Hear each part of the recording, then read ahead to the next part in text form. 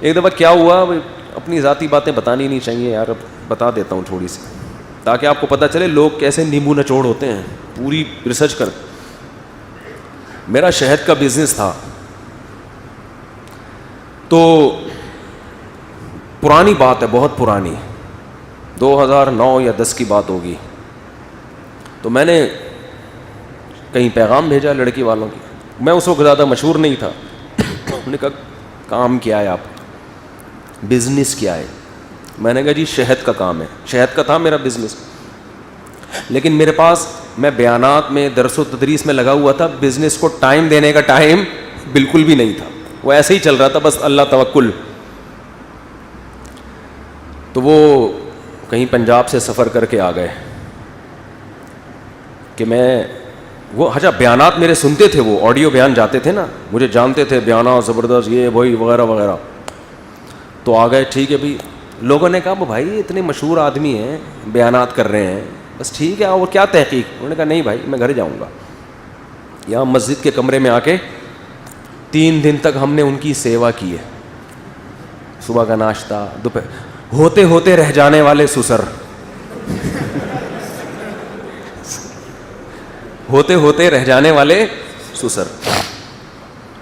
انہوں نے جناب دیکھا بھائی اس کمرے میں نا شہد کی بوتلیں سجی ہوئی رکھی ہوئی ہیں. 3 دن رہے, 3 دن کے بعد کہتے ہیں میں نے ایک بوتل بھی 3 دنوں میں بکتی ہوئی نہیں دیکھی. یہ کون سا بزنس ہے؟ حقیقت یہ تھی کہ میرا بزنس تو تھا, ٹائم نہیں تھا. کبھی کوئی کسٹمر بھولا آ گیا تو مسجد کے خادم کو بول دیا دے دے بھائی اس کو پیسوں کا حساب بھی تو خود ہی کر لینا, مجھے دے دینا شام کو پیسے. اس اسٹائل میں چل رہا تھا ہمارا بزنس. ہمارے پاس ٹائم کہاں ہے بزنس کا. اب تو بعد میں چلو آدمی ملازم رکھ لیتا ہے جب لوگ مل جاتے ہیں. تو مجھے کہنے لگے اچھا ہم نے اتنی خدمت کی, پراٹھے کھلا رہے ہیں, انڈے کھلا رہے ہیں, دوپہر لڑکوں کو بولا ہوا بھائی ان کا بہت خیال کرنا, ہو سکتا ہے یہ کل ہمارے سسر بن جائے. اتنی سیوا کی ان کی, لیکن بڑے ہوشیار, اور اچھا کیا انہوں نے. انہوں نے کہا یار 3 دن میں تو میں نے ایک بوتل بھی بکتی ہوئی. اب میں بڑا شرمندہ, میں نے کہا بس ہول سیل کے حساب سے کیا ہوتا ہے جب آتا ہے, کیا بولتا بھائی.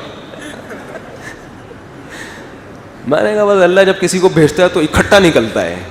اب مجھے خود بھی لگ رہا تھا کہ یار یہ تھوڑا زیادہ ہو گیا. یہ تو ہوتا ہے کبھی کبھار اکٹھا مال نکلتا ہے, لیکن آج میں نے تھوڑا زیادہ نکال دیا. اتنا وہ چلے گئے, انہوں نے انکار کر دیا. اچھا کیا ان کے لحاظ سے, اچھا کا مطلب اب حقیقت تو اللہ ہی جانتا ہے, لیکن ہم تو ظاہر کے مکلف ہیں نا, تو مجھے ان کا یہ عمل برا نہیں لگا. میں نے کہا بہت ہوشیار آدمی ہے ماشاء اللہ, 3 دن تک سیوا کر رہے ہیں, اس کا کوئی اثر نہیں لیا. اس نے بولا بھائی آپ تیسری شادی کر رہے ہو, اس کے لیے تو اچھا خاصا خرچہ چاہیے, کہاں ہے؟ ہم چل رہے تھے اللہ توکل پہ, اللہ کھلا رہا تھا پلا رہا تھا الحمدللہ. اب ان کو یہ کون سمجھائے. لیکن خیر, تو آپ نے کیا کرنی ہے تحقیق. صرف ممبر کو تھوڑی دیکھنا ہوتا ہے, تقریریں تو آج لوگ کر رہے ہیں, گورنمنٹ کی طرف سے کوئی پابندی نہیں ہے. تو جب معاملات کیے جاتے ہیں تو ایسے جیسے یہ اجنبی, آپ اس کو نہیں جانتے, آپ اس سے پوچھو بھائی تنخواہ کتنی ہے, آپ کہہ رہے ہو میں سب کچھ کھلاتا ہوں پلاؤ, کہاں سے کھلا رہا ہے؟ شاید تو 3 دن میں ایک بکتا ہوا نظر نہیں آیا. تو کہاں سے, وہ مجھ سے اور بیٹھتے تو میں ان کو بتاتا, لیکن جب دل ہی خراب ہو گیا جب انہوں نے یہ جملہ کہا. ہم نے کہا یار اب تو ہوتے ہوتے رہ گئے, دل کے ارماں آنسوؤں میں بہہ گئے. ان کے بچے ہم کو ماموں کہہ گئے. یہ میرے اوپر نہیں ہے, لیکن یہ عام عاشقوں پر ہے, جن کے ریجیکشن ہوتی ہے نا, پھر کہیں اور شادی اور بچے بھی ہو جائیں اور بچے آپ کو ماموں بھی کہیں, پھر کیا حال ہوتا ہوگا. میرا اللہ کا شکر ایسا حال نہیں ہے, لیکن عاشقوں کا حال ہوتا ہے یہ. دل کے ارماں آنسوؤں میں بہہ گئے, ان کے بچے ہم کو ماموں کہہ گئے.